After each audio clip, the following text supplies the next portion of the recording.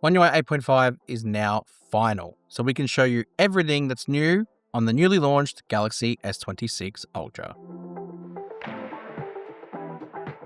Welcome back to SamMobile TV. You're here with Daniel. Today we show you everything that's new with One UI 8.5 on the Galaxy S26 Ultra. And today we're going to do things a bit differently. I'm just going to leave the top-down camera running, remove my face from the equation so you can just see everything that's new and be totally focused on the new software. Most obvious place to start is the revamp of the quick panel. Samsung have completely redesigned how this looks, how this functions, and even how you can customize it. So I've customized mine quite heavily here. And the way you do that is by going to the edit icon and you can see the edit toggles appear straight away. You can resize things, you can move things around.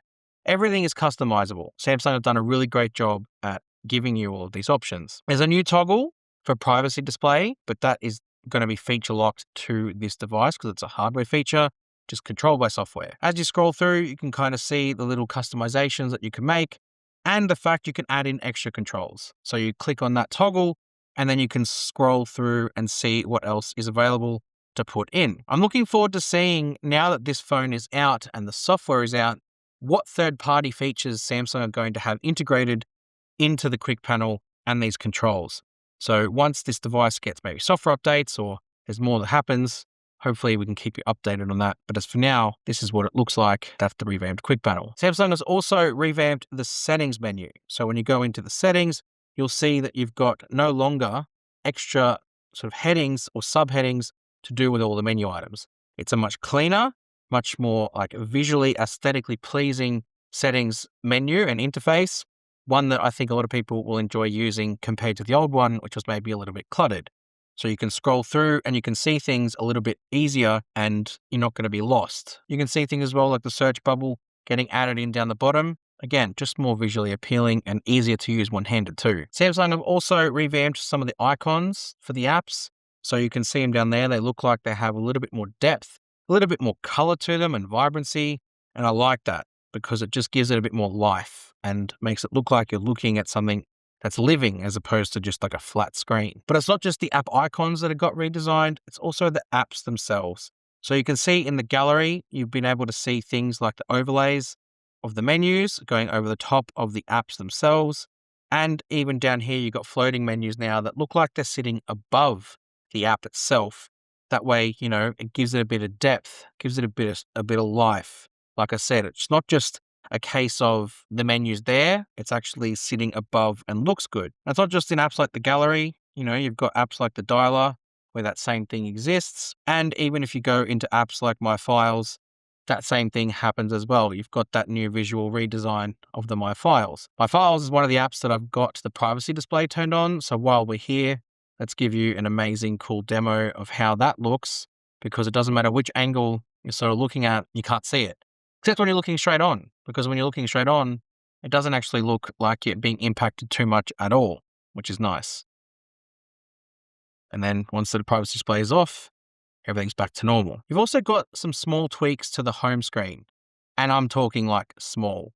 You can see right down the bottom here, you've got a little thing for Finder. Now, if you press on that, it brings up your Finder. And as you scroll, the Finder toggle still stays there. So you don't actually lose that as you scroll through your page. It's constantly going to be something that's there. It's easy enough to turn this off if you don't like it. You just go into the home screen settings and then you go down into Show Finder on home screen, turn that off, and then it's not there anymore. But if you want to keep it on, you just go back into this menu, toggle it on, and away we go. It's now there again. So look, that's some of the stuff we kind of already knew, sprinkled in with some of the newer stuff like this Finder icon. But the real stuff is all done in Galaxy AI.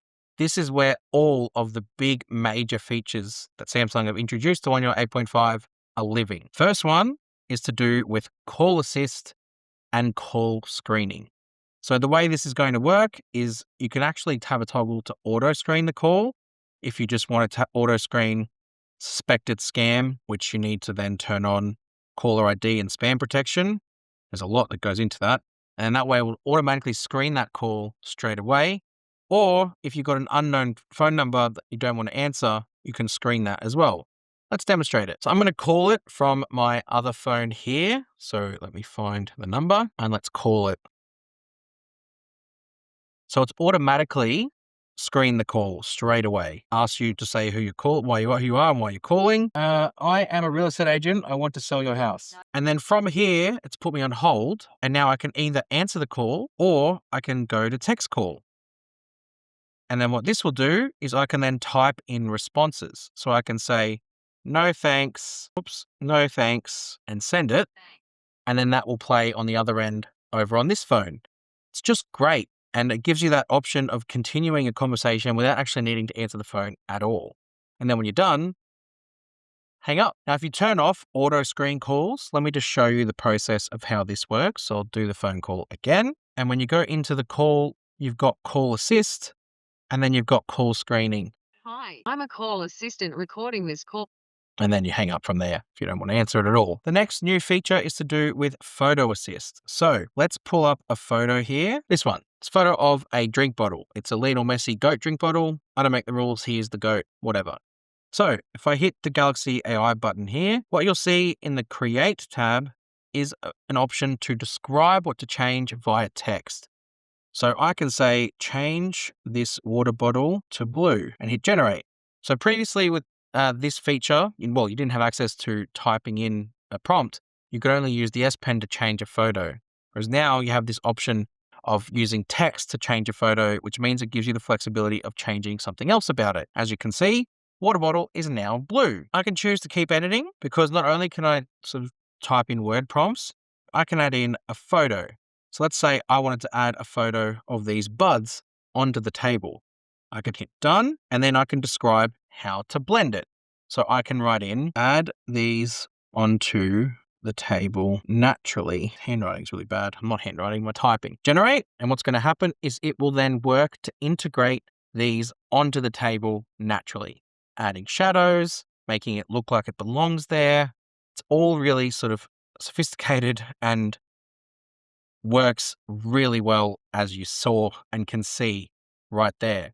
Still has all the other versions as well, where you can hit keep editing and it's saved the previous versions of the bottle. So if I want to go back, but the fact is that that's awesome and it's just really integrated naturally. What you can also do now with this feature too is you have the style tab available for anything. Previously it was only for faces and people, whereas now I can go and I can change this to pop art and it will change it to pop art.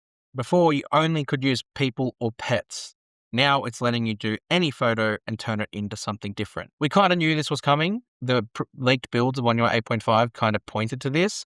This is the first time we actually see it working. Now, this next one, Samsung have updated in a recent beta of One UI 8.5, and that's the Creative Studio. This was previously Drawing Assist. Now they've kind of revamped it again. I think this is like the third time that it's been revamped, and they've actually made it way easier to use and given it some practicality. So you've got up here little cards and sort of gives you clues as to what it actually does. And you can scroll through and see the styles, and you can click on them and it'll take you straight through and it gives you like a prompt that you can use automatically. Yeah, previous screen. Or you've got the Design Studio, which gives you the option through creating stickers, creating invitations, creating greeting cards, profile cards, even creating a wallpaper. So if I hit, for example, create wallpaper, I can use a photo as a inspiration for it. So if I want to use this one here, describe what I want to create, football pitch, football going into the top corner. Let's write that in, hit generate.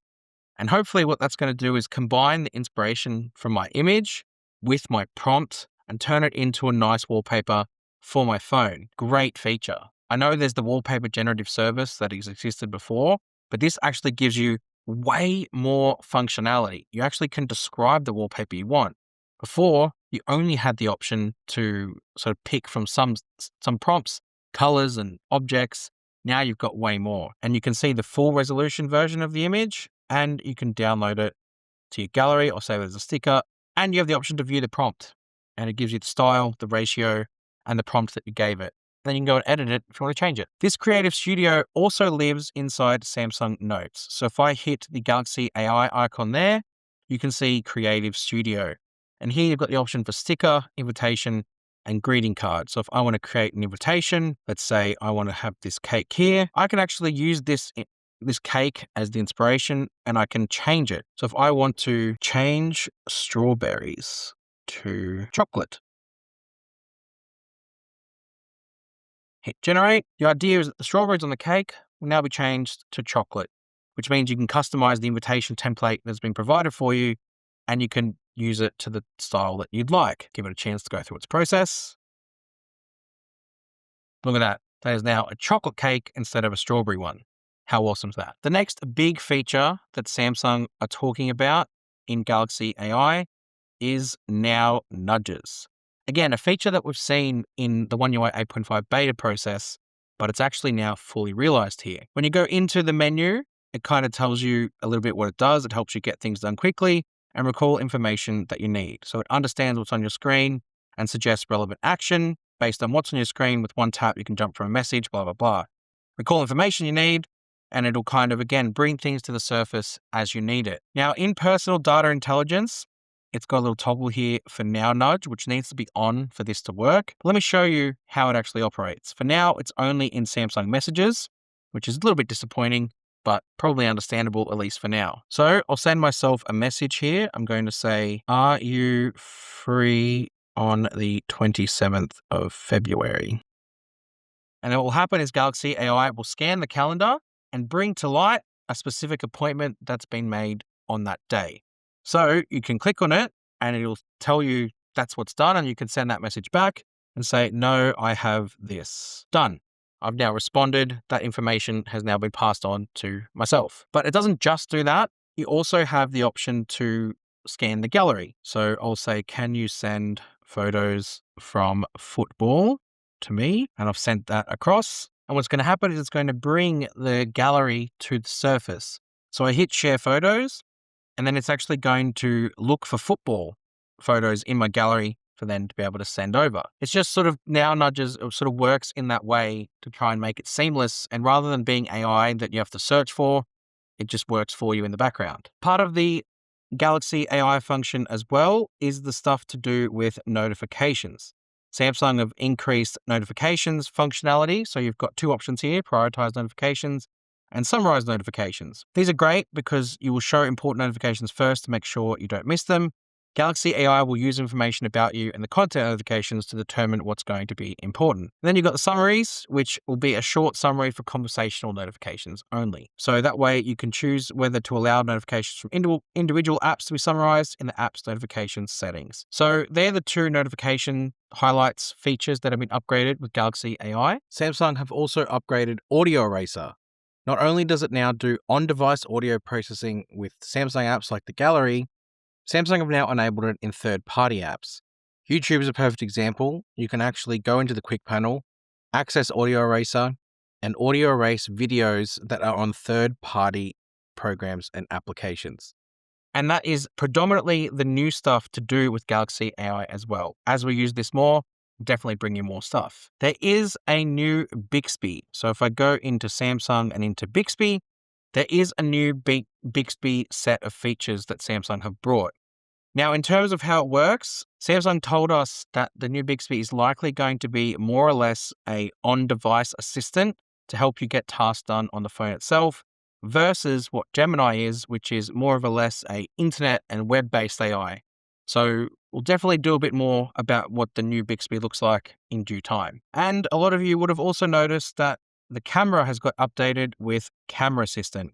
So if we go into Camera Assistant and look for Camera Assistant here, you will see some new features. So the first one to showcase here is the autofocus speed and sensitivity. Whole purpose of what this does is it can, between photos and videos, customize the transition speed of your autofocus. So it can be fast and high for transition and shift sensitivity, or it can be slow and low, depending on your preference for how you like to have your autofocus work. I'll put up two videos now of this in action, one with fast and one with slow, and you can see the difference yourself. There's some other sort of small toggles in here as well, like 8K recording when you're mirroring video. You can record 8K video, whereas previously you couldn't. You've also got the option to bring back night mode, single take, and dual recording, which previously were removed. So now they're back with Camera Assistant on the S26 Ultra and One UI 8.5. But the big headliner is inside here, the advanced resolution options and the 24 megapixel resolution. This is what's going to change and transform how you take photos on this phone with One UI 8.5. So you've got the toggle here to keep the 24 megapixel resolution turned on at all times. So every time you launch the camera, the photo mode is going to be set to 24 megapixels, both there and obviously down the bottom. 24 megapixels is just going to give you more resolution, 2 times the resolution to be precise. Got 2 photos here, one at 12 and this one at 24 megapixel. So the 12 megapixel resolution, what we can do is when we have a look at the 12 megapixel one, you can zoom in on the texture on the rendered wall. It's not that great. And then if I want to go into this one and zoom in on the texture on the rendered wall, you can see a lot more detail. Even in things like the grass, it's preserved that detail a lot better versus what it did with 12. So that's the benefit of having that extra bit of resolution. And it works with the ultra wide, the 1 times and the 5 times. It does not work with the 3x because, well, that's still a 12 megapixel resolution. So that is everything that's new with One UI 8.5, the final version. We still, of course, have a lot more to dig into with this phone, but the Galaxy AI features are definitely the headliners and the stuff you will want to know about the most. Make sure you hit subscribe to SamMobile TV for all the latest on Samsung phones, tablets, wearables, everything. This is the place you want to be. Go check us out on our website, sammobile.com, and also follow us on our socials, and we'll see you guys next time. Thanks.